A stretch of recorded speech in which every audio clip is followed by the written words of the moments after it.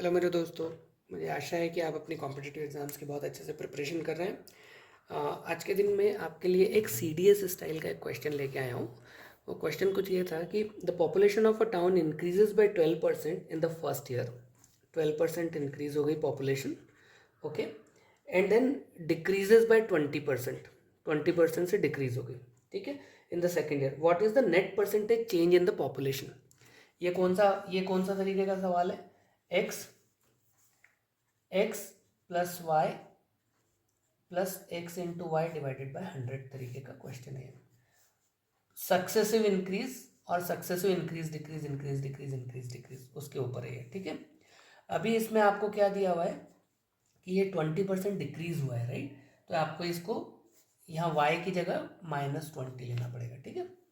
तो हम इसी फॉर्मूले को सीधे सीधे लिखते हैं CDS के क्वेश्चन के अंदर। 12 - 20 plus 12 multiplied by -20 divided by 100, ठीक है।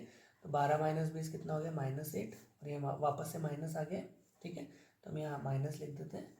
12 इंटू 20 डिवाइडेड बाय 100, है ना।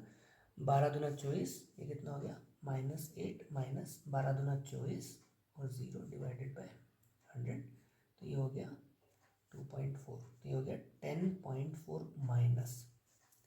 तो ये हमारा आंसर आ गया, ठीक है। तो अगर 100 थी पॉपुलेशन तो वो हो गई है 89.6 की, ठीक। और ये क्या हुआ है? अगर नीचे हो गया ये एक्चुअली, है ना, ये माइनस नंबर था, या 100 की जो पॉपुलेशन से हमने शुरू किया था ऊपर गए थे वापस नीचे आ गए, तो ये क्या हो गया? रिड्यूस हो गया है, ठीक है। आपको कंफ्यूज करने के लिए एग्जैक्टली सेम नंबर लिख के दिया होगा, 10.4% इंक्रीज, 10.4% रिड्यूस। तो आप 10.4% निकाल लोगे तो हमेशा ध्यान रखना है माइनस साइन है तो ये रिड्यूस वाले पे टिक लगेगा, okay. So this is very very important, ठीक है। और ये आप हमेशा ध्यान रखो तो इस तरीके की प्रॉब्लम्स को आप आसानी से सॉल्व कर पाओगे।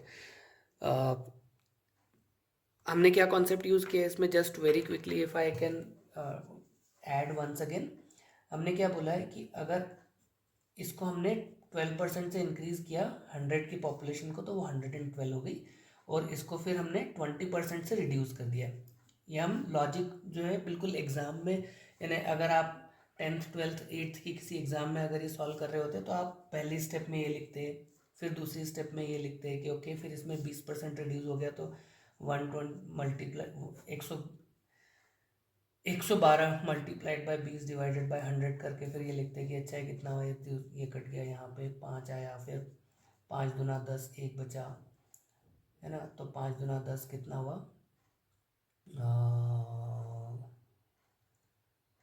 मैं क्या कर रहा हूँ? हाँ सॉरी, मैं माइनस करने के लिए निकाल रहा हूँ ना। 5 दूना 10, फिर 2 बचा, 5 चौक 20, तो 22.4 माइनस होगा यहाँ पे।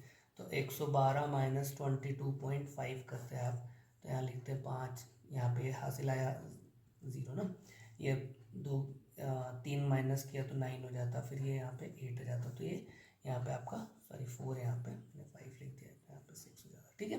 तो इस तरीके से आप फिर ये वाला आंसर लिखते हैं। ये बिल्कुल आपका जो टिपिकल क्लास में आपको स्कूल में जैसे करने पे मार्क्स मिलते हैं उसके ऊपर से होता था।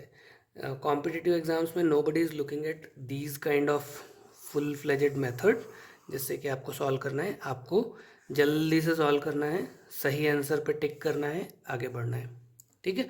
तो इसीलिए ट्रिक्स ज़्यादा इंपॉर्टेंट हो जाती हैं उन क्वेश्चंस के लिए ना। तो thank you so much for watching this video. आप मेरे वीडियोस को लाइक कीजिए, शेयर कीजिए, और प्लीज़ सब्सक्राइब कीजिए मेरे चैनल को, जिससे कि मुझे और इनकरेजमेंट मिलता रहे इस तरीके की प्रॉब्लम सॉल्विंग करने की ट्रिक्स लेके आने के लिए। Wish you all the very best. Thank you so much.